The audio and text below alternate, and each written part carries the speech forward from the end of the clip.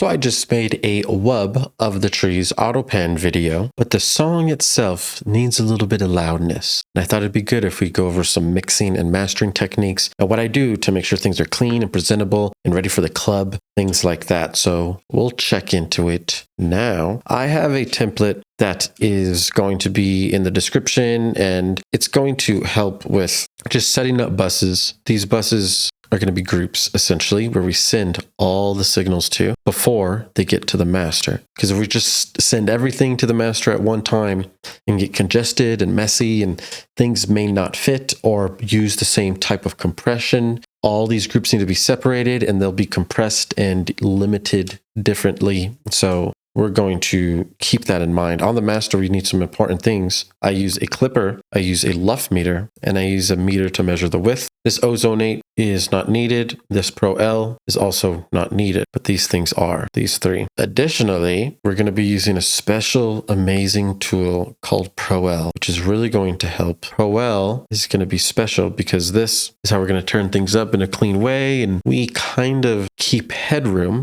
So if you see here, when I produce, I'm turning the kicks down, turning the snares down, turning the basses down, and creating headroom. Basically, the headroom is going to be all that remaining space from the loudest part of your signal to zero. And with that remaining space, you can use the limiter to push your signal up to get closer and closer to zero. We don't want things to clip, but if they do clip and go past zero, our limiters and our clippers are going to be there to save the day, to make sure that everything stays at zero and doesn't go past zero. That's going to be helping a lot of different things. So just make sure you're getting in good habit of that. And then making sure that you have some type of busing. There's ins and outs, and I have a template video if you want to watch the template video to see how to make these things. It's very easy. It takes about 10 minutes maybe. Actually, we could probably do it in about 5 minutes if you really need to. But the goal is to turn these in. They're audio tracks put in, and then we send signals. So our lows group right here holds all of the bass and the sub, and this is sent to the lows bus. And because I put it on in,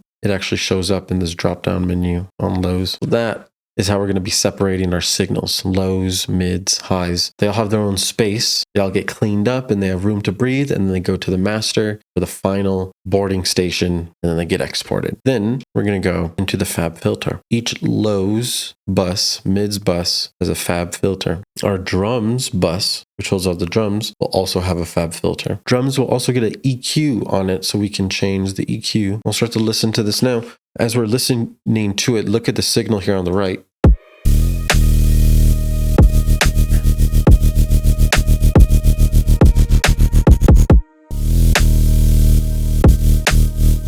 So you see there's still a little bit of room right before zero on the lows, definitely on the mids. That flute can be turned up, and our drums as well, they are.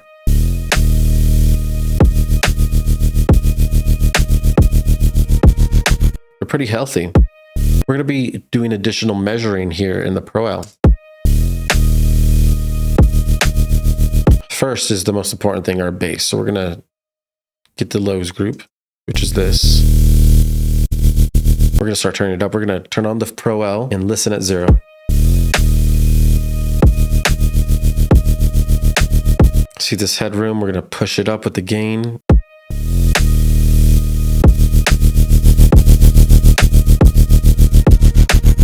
You can get way too much, and then you can find a sweet spot.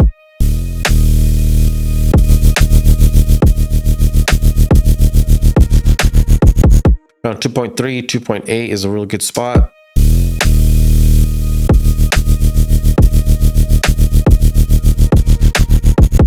Pulling up that signal. Mids, we're going to do as well. The flute. This is zero.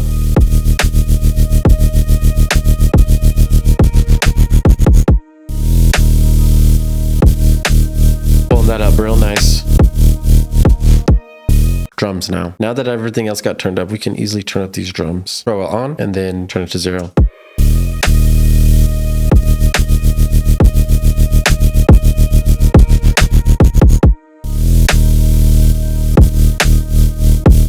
So I'm turning up the kick, and as the kick turns up, the snare starts to turn down. Things start to balance out.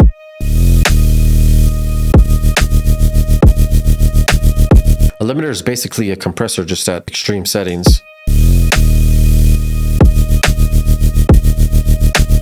So we're pumping up the drums too, getting everything to a nice level.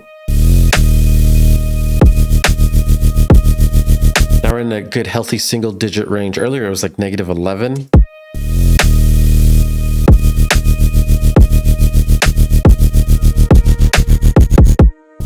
And about -8.5. So it's good gain, clean gain. That's really what we're looking for. On the drums, we can start to clean up even more. So if the kick starts to get a little bit too big, we can start to reduce some of the mud. I can make a notch and turn up the Q to make it tighter. Regular kick. Cleaned up kick. We can clean all around this range. We just want to leave the lows as much as possible. Kind of clean around this muddier area.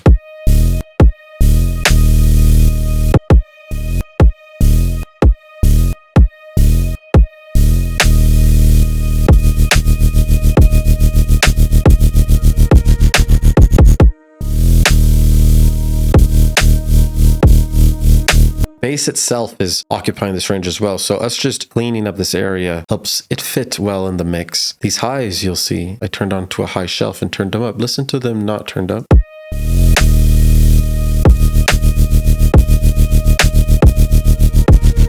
Turning them up adds a lot of brightness, lots of highs, and it really helps these high shelves, as well as cleaning up the mud over here, muddier frequencies.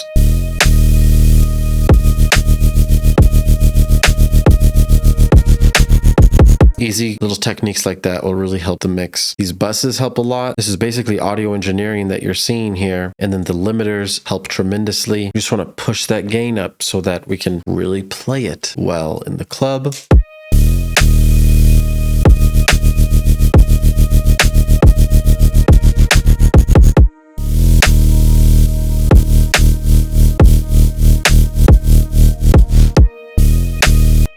And sometimes I'll add a Pro L on the end with the gain all the way down, and we're now using this oversampling feature just to reduce any aliasing. Sometimes if any frequencies go past the audible range, they can kind of bounce back into the audible range, so the aliasing helps prevent that.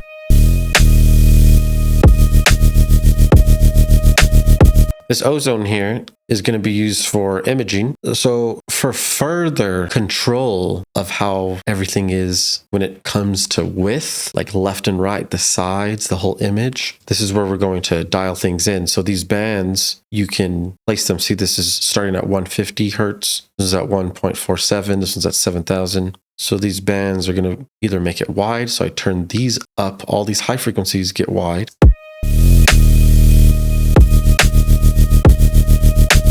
Or I can make a mono. So we make all the low frequencies mono from 150 down.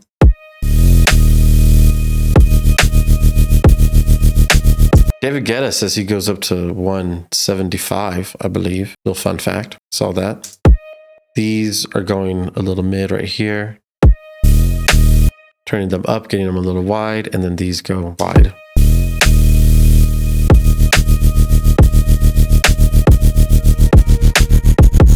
So some final stereo imaging, and then we have some mid-side EQ. Turn it on to MS, mid and side. You see the mid, I'm just doing some reductions here at 500, at 5,000, and turning up these little high shelf.